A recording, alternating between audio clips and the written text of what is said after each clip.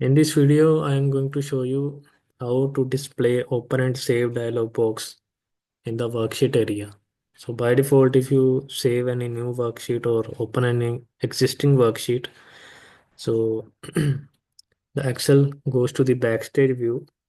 Like if I want to open, I will press Ctrl plus O and it goes to the backstage view. And if you save any new workbook, it will also goes to the backstage view from where you can choose where you want to save your file. So if you don't want to the backstage view to appear, you can customize this feature also. Click on file and go to options, and here you will see the save, and here you can check this box, don't show the backstage when opening or saving files, and click on OK.